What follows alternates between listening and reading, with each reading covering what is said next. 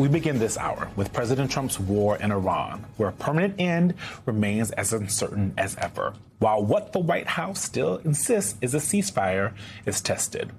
Meanwhile, as our colleague Jonathan Lemire writes in The Atlantic, an outside advisor says Trump is, quote, bored with the war he started, and, quote, he doesn't want it to upend his high-stakes summit next week in China.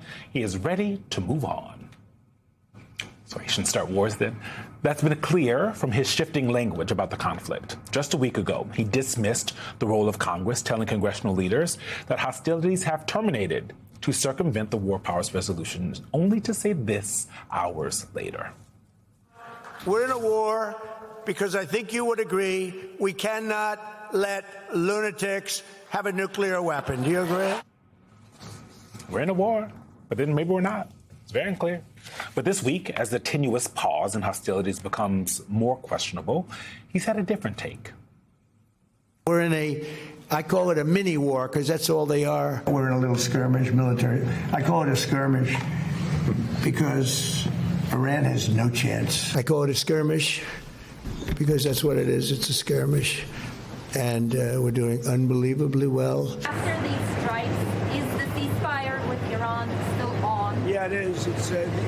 They trifled with us today. We blew them away. They trifled. I call that a trifle.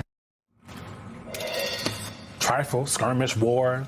Words used to mean things. Joining us now, Congressman Adam Smith of Washington State, ranking Democrat on the House Armed Services Committee. Congressman, thank you so much for joining us.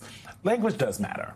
And the President of the United States calling this a skirmish, an excursion, all of those things help us to and lead us to believe the reporting that's been out there for really months that the president is bored with this. While the American people are suffering, while 13 American service members that we know of have been killed, while hundreds and hundreds of maybe even thousands of people in the Middle East are constantly being sent away from their homes. Talk a little bit about the disconnect between what we're seeing with the president and the actual status of what's happening on the ground.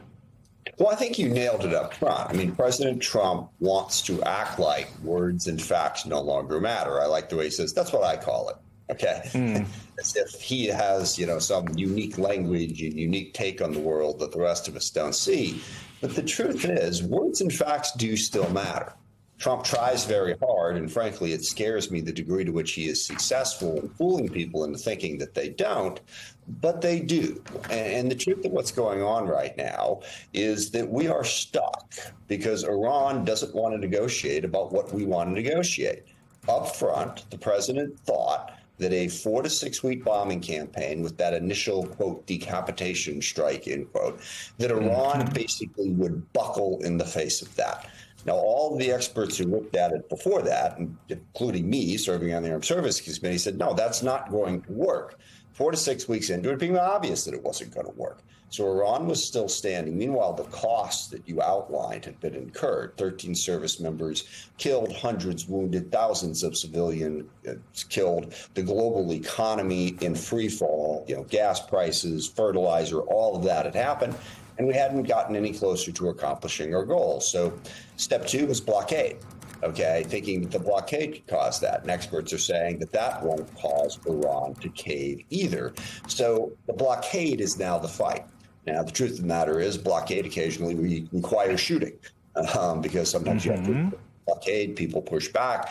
So no, it's not a ceasefire. We've just moved from a war where Trump thought bombing would achieve objectives to a war he thinks a blockade, which, by the way, is an act of war. Exactly. We're doing less shooting, but not a ceasefire.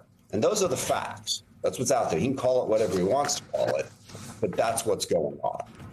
Congressman, I want to ask you about the China of it all, because as Eugene mentioned at the top, the president is heading to China next week. I'm going to be heading there soon to cover his trip when he meets with President Xi Jinping. But what do you expect China will try to extract from the United States, extract from the president, in exchange for their help with negotiating a potential end to the Iran war? Well, I think it's just another sort of card that China has to play, to use one of Trump's favorite phrases, in the challenge that we have with China, which is how to compete with them in a rational way. I actually led a congressional delegation to China last September, the first one that had gone in a number of years. And the conversations were interesting. China is less combative towards the U.S. than they were 3-4 years ago. Part of that is underrated. The Biden administration did a decent job of trying to calm those things down and actually have a rational conversation with China. But we still have big differences of opinion, primarily over economics, but also China wants to have a greater say in the rules-based international order. And I think China will use the situation in Iran to try to leverage more power for them and a better economic deal. And they have a lot of leverage here.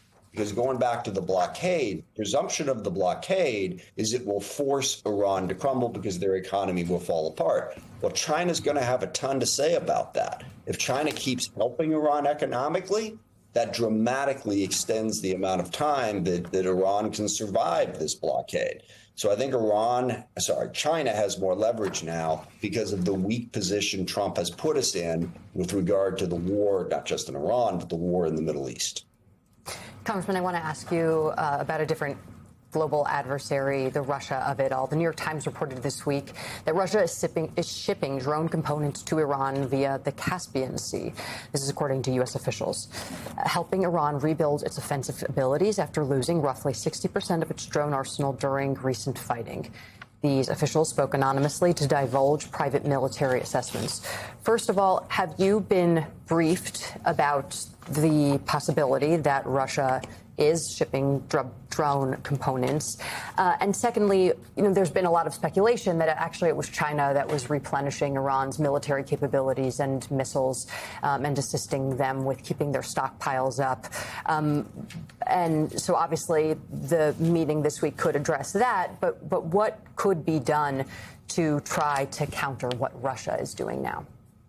Yeah, well, it seems to be a little of both. In fact, that adds to the point I made a moment ago. Russia, too, is trying to find ways to help Iran. If Iran was truly isolated, that would be different in terms of how effective a blockade could be. But they're not, and they're not because of what you just said. Both Russia and China are finding ways to help them. The details of that, we're not 100% sure on all aspects of it. A, B, some of it is classified, but there's no question Russia and China are helping Iran, and that makes it tougher to bring Iran to heel, basically. And that's the global picture, something that Trump, who doesn't have much of a detailed understanding of anything, didn't see. Russia, China, Iran, North Korea, and also various terrorist organizations all have one thing in common. They want to weaken the United States. And increasingly in recent years, they are finding ways to work together, even though there's big differences between all those groups I just mentioned. The one thing they have in common is they think a weaker U.S. gives them a freer hand in the world. So they will find ways to work together, which is also why it's so important that we stand with Ukraine. And the Trump administration has struggled to do that. And there's a lot of different facts there. But the way I always like to sum it up, Trump rolled out the red carpet for Vladimir Putin, has constantly praised him.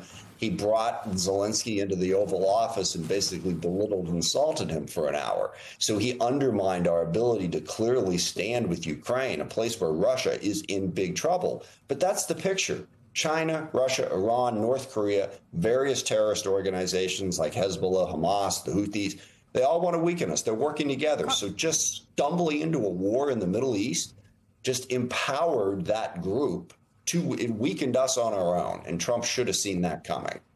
Congressman, on the politics of it, your counterpart in the Senate, Roger Wicker, was saying that the public understands the necessity of the Iran war.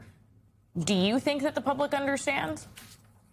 Well, no, I don't even know that Trump understands it, because he keeps saying they can't have a nuclear weapon. They didn't have a nuclear weapon when this war started. In fact, we were in negotiations to try to make it less likely that Iran would get one. Again, the details of what they have is classified. I've been briefed on it. There's a breakout time, how long it would take them to build one. They're not there yet, but they're close. So negotiating a way to reduce their likelihood of getting a nuclear weapon was our best path forward when Trump started this war. So, no, I don't think the American public understands fully why Trump is doing this war, because Trump doesn't. And again, I think the truth of it is he made an impulse decision, thinking he could be the guy who would bring down the Iranian regime once and for all, something that factually it was very clear wasn't going to happen, and that the cost of trying was going to escalate day by day, week by week to an entirely unacceptable level. But he took that shot. He took that chance. If nuclear weapons was what this was about, then we were in a stronger position before this war started to stop Iran from getting a nuclear weapon than we are now.